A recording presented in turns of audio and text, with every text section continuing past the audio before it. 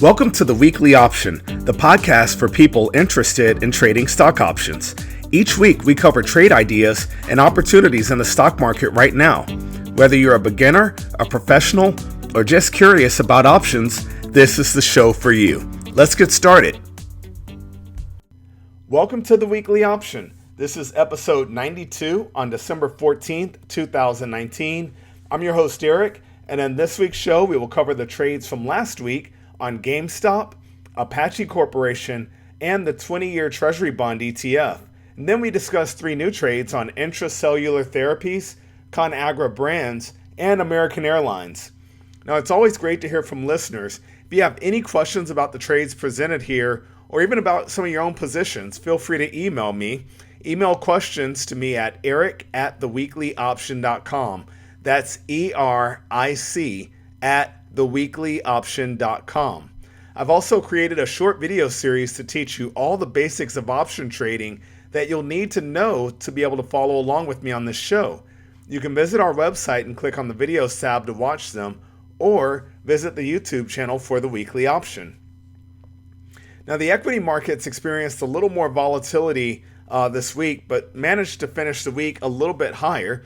The Dow Jones Industrial Average grew 120 points week over week, closing the week at 28,135 points. The S&P 500 index gained nearly 23 points over the week, ending at 3,168 points. Now, the topic of the week is sponsored by the Option Studio. If you want to learn to trade options without any calculus or confusing language, visit the website to learn more about the online course. Visit www.theoptionstudio.com for more information. So the topic of this week is something that I'm focused on right now, especially since we only really have 2 more weeks left into this year, 2 more weeks in 2019. And honestly, a friend of mine recently pointed out 2 weeks left in this decade. So what I'm thinking about really are my trading goals for 2020. And so a lot of people understand that the mindset that you have during trading is imperative. I mean, it's really important. And when I was younger, I used to read quite a few books on trading mindset. I really stopped because I honestly feel like so many of these books are fluff. It's not that I don't agree that there's value to it. There's an immense amount of value in focusing on your mindset during trading. I just found that what I really needed at the time was more skill, meaning more technical and fundamental ability than having the right mindset. At this point in my life, mindset truly is what matters. I can tell that my ability to clearly manage risk is significantly different if my mindset, if I'm positive or negative. If I'm managing a significant amount of stress, if I've had significant losses or even significant gains recently, it affects my mindset. And for the new people out there, you might not realize, but having some huge successes early can be one of the most detrimental things to your mindset, because you can feel infallible. And the moment you feel infallible, I mean, just set your watch, you're going to have we'll call it a learning opportunity. You'll have a lesson coming. And so I really like to start the year off in the right mindset, and preparing my goals is one of those things that really help me focus on what's important. So I like looking at, when we're talking about trading, I like looking at my goals as a percentage. If I told you outright my actual dollar goal for the year, it wouldn't really be of value to you, because I might have a different size trading account than you, right? So if I'm trading a $5,000 account and I say my goal is to double my account next year, so make another $5,000, that's significantly different than if I say I have a $5 million account or a $50 million account that I'd like to make 100% return on over the next year, and then going from there. So it's important to look at percentages, and if you can break down your monthly goals, if you can break down your annual goal percentage-wise into monthly goals that are truly, accomplishable, realistic, really is a better way to put it. If your goals are realistic, then you have a much better shot of attaining them. And honestly, trading options 100%, depending on the size of your account, is quite doable. I know people that do better than that, 130%, 150%. I certainly have had years where it just seemed easy because of the volatility in the market. So number two thing that I like to focus on beyond just the numbers, beyond just the percentage gains that I like to see next year is what's my trading plan? Because it all starts there, right? If you're looking at focusing on a covered call strategy, it might be difficult for you to actually double your money over the course of the year. But if you're looking at strategies that use your capital in a different way and actually can yield higher percentage gains, then you might be able to go significantly better than doubling your money. Or maybe doubling your money isn't what you're looking at. Maybe a 10%, a 20% return, maybe even just beating the S&P's return would be enough. I mean, that's enough for most money managers. So really, I look at start with what type of percentage goals do you have in mind? And honestly, what strategies can get you there? So plan the trade and then create scenarios or create boundaries so that you are almost forced into trading the plan. So sometimes I'll look at a chart and say, oh my gosh, this is going through the roof. This definitely will work. And I will break my own plan if my plan was actually to trade spread strategies over the course of the year and try to create a defined and repeatable return. So plan the trade the plan. And then, of course, this is actually number one. My focus is always on better understanding risk, right? If I can understand risk, then I can not only limit my losses, ideally, but I also can find ways to understand and leverage risk to make more money. It'll give me a better idea of when risk is being mispriced in the marketplace. Either it's being priced too cheap or too expensive. If it's too cheap, then I'm going to look to buy that trade. If it's too expensive, then I'm going to look to sell that trade. And that really is it. If I can focus on those three things, then I'm going to have a phenomenal year. And I challenge you guys to spend the next 2 weeks thinking about what this means for your own strategies in your own portfolio. So number one is setting a goal from a return perspective. What type of percentage return do you hope to have next year? And what type of return would you need on a monthly or quarterly basis in order to achieve that annual goal? Number two, what types of trades can you look for and take part in order to accomplish that type of return? And then number three is, what are you doing to better understand risk over the course of the year? The better you understand risk, the better chance that you'll have of reaching that percentage goal that you have in mind, and certainly creating a plan that could possibly achieve it. So that's it. 2 weeks out, start getting ready for 2020. Now, let's take a look at the review from last week's trades. And if you remember on last week's show, I did mention that these trades were just sort of theoretical. I wasn't feeling overly excited by any of them. And that is going to show in the returns of these trades today. So we'll start off with the covered call. We looked at GameStop, Class A stock, symbol GME, G as in golf, M as in Mike, E as in echo. At the time, the stock was trading for $6.68 per share, and I looked at buying that stock and selling the D7 call at 43 cents, hoping for an 11.23% return in 2 weeks. Well, GameStop shares lost $1.23 per share this week, closing at $5.45 per share. The December 7 call that we sold can be repurchased for a penny, making that a gain of 42 cents in the option, but that means that we have a net loss of 81 cents per share on this trade. So this fall off was both below the previous trend and below the break-even price on the trade. So given that there's only 1 week left before December expiration, I would simply walk away from this trade and take the loss. Now, you can always roll the trade forward by buying the call option back and selling a lower strike call, selling the lower strike call option in the month of January.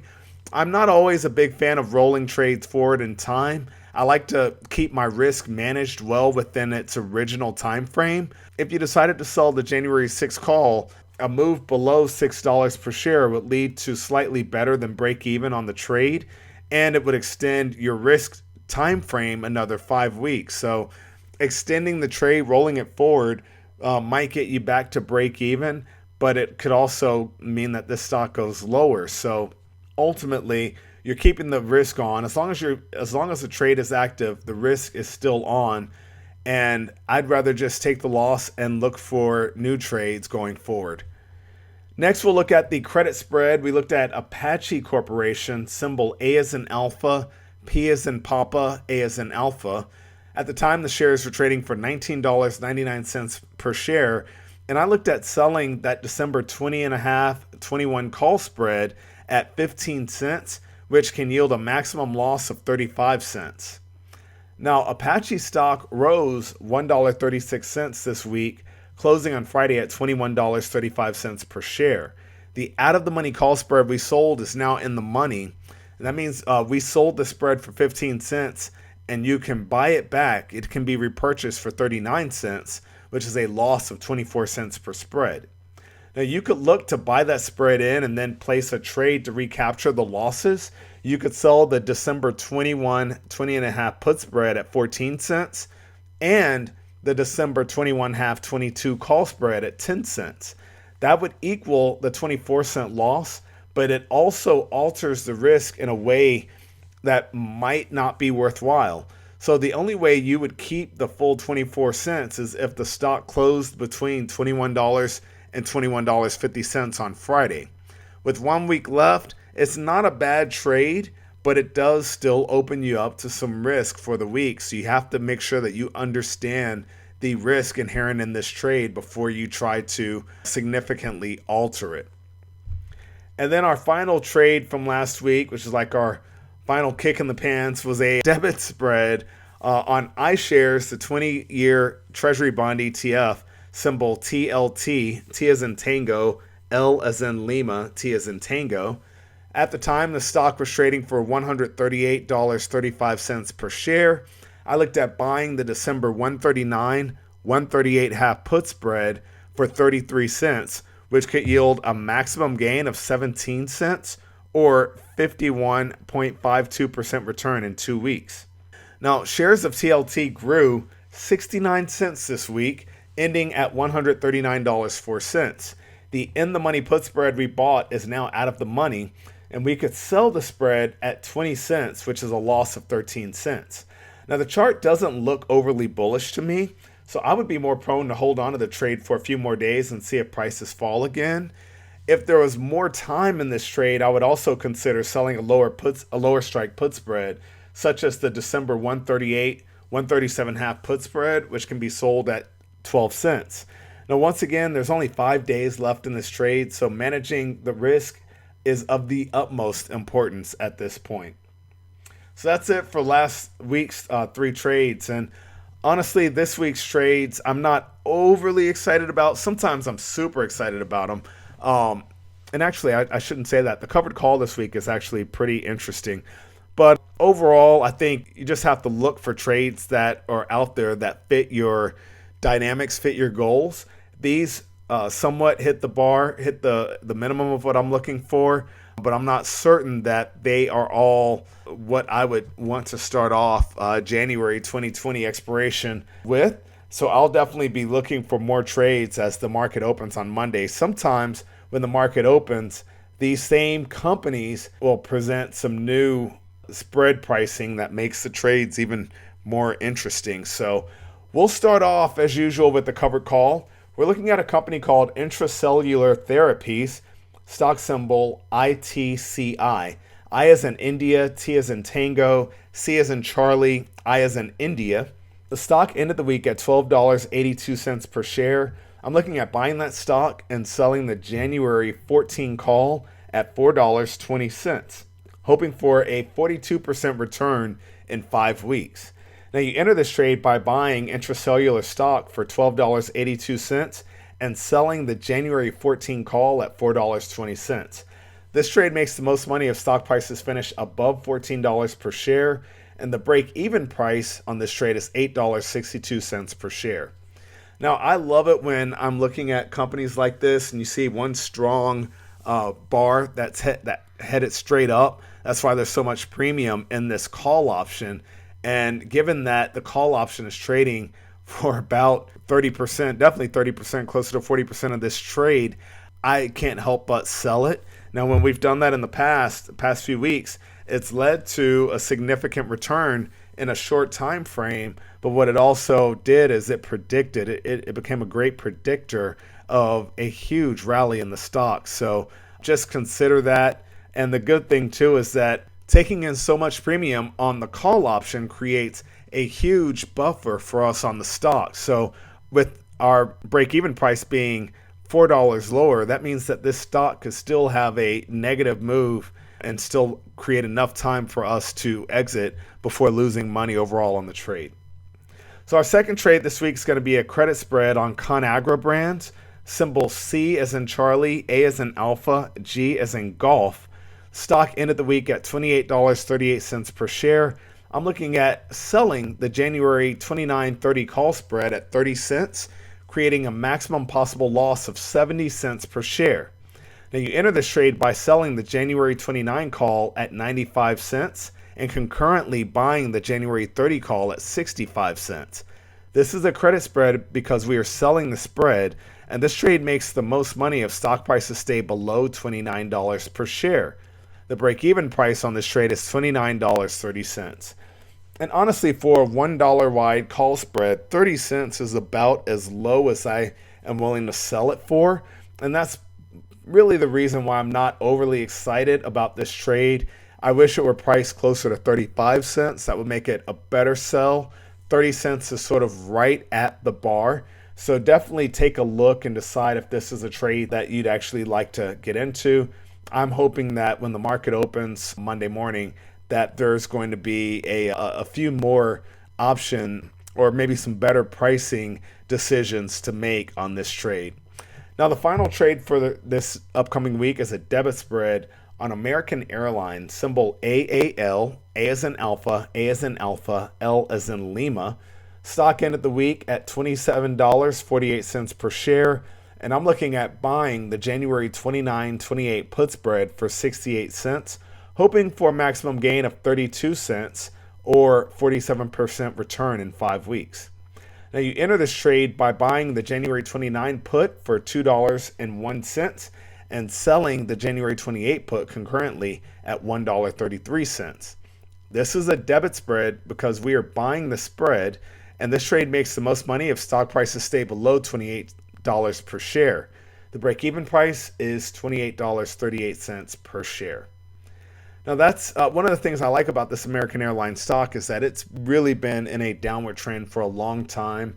I feel strongly about this trade. I do wish it were priced a little bit less. 68 cents starts to push towards the higher end of what I'm willing to take on.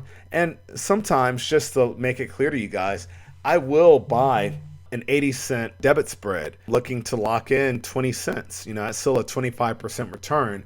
It's just that sometimes if you can get closer to a 50% return, you can end up having a trade that looks very likely. It looks like it's going to happen, and it's going to pay out an amazing amount of money in a matter of a few weeks. And you're getting this sort of return with a known loss. It's so much different if you guys ever trade futures. There are a number of futures trading strategies that will talk about having these amazing returns. Like, hey, maybe you'll get 50% return or 100% return. But what's not said is that you also can lose a significant amount of money well above the margin that you put up for the trade initially. So that's one of the things I like about trading option spreads is that it's known. Our maximum loss, our maximum gain, our maximum return, it's all known right up front, and you can make your decisions. You can make better decisions in managing your money because of that. So that's it for this upcoming week. You guys know, of course, that this next Friday, December 20th, is options expiration for December. So your December trades have 1 week left, and January is 5 weeks away. So that's it for this week's show. Thank you guys so much for listening. Happy trading. Thank you for listening to the Weekly Option Podcast. Please subscribe to our show and visit us at www.theweeklyoption.com. Disclaimer: there is a very high degree of risk involved in trading. The indicators and strategies described in this podcast are for educational purposes only and should not be construed as investment advice. For our full disclaimer, visit our website at www.theweeklyoption.com.